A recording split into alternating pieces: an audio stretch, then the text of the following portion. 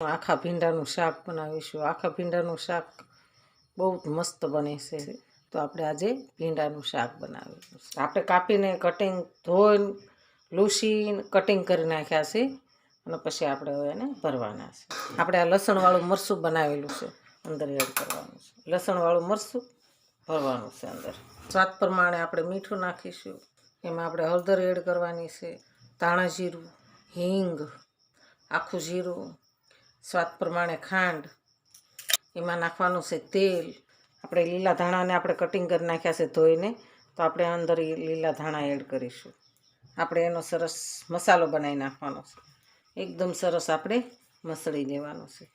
થઈ ગયો એકદમ મસ્ત મસાલો। આપણો મસાલો સરસ તૈયાર છે, એકદમ મસ્ત બની ગયો છે। તો આપણે ભીંડાની અંદર ભરી લેવાનો છે। આપણે ભીંડાની અંદર મસાલા ભરી લેવાના, સરસ આખા ભરી લેવાના છે ભીંડાને, અને પછી એને તળીશું ને તો બહુ ખાવાની મજા આવે છે। આપણે ભીંડો બધો જ ભરીને કમ્પ્લીટ કરી દીધો છે, એકદમ મસ્ત ભરી દીધા છે। તો આપણે હવે ભીંડાને તળાવવા મૂકવાના છે। આપણે હવે ગેસ ચાલુ કરીશું। ગેસ ચાલુ કરી અને આપણે 2 પાવડા તેલ નાખવાનું છે। 2 પાવડા તેલ નાખીશું। પછી આપણે 1 પાવડું હજી તેલ નાખવાનું છે, પણ પછી નાખવાનું થોડી વાર રહે। આપણે આ દહીં લીધું છે, તો દહીંને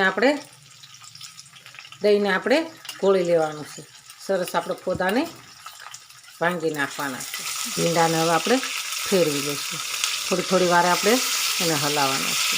આપણા ભીંડા તમે જોઈ શકો છો, એકદમ સરસ થઈ ગયા છે, મસ્ત બની ગયા છે તળાઈને। તો આપણે દહીંને ગોળી લીધું હતું, તો એ આપણે થોડુંક દહીં એડ કરીશું।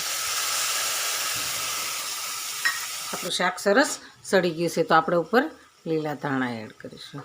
આપણે હવે ગેસ બંધ કરી દઈશું। આપણા ભીંડા સરસ એકદમ તળાઈને સરસ તૈયાર થઈ ગયા છે, આપણે એને ઉતારી લઈશું। આપણે ભીંડાનું શાક અને રોટલી અને કાચું સલાડ, હાલો ખાવા।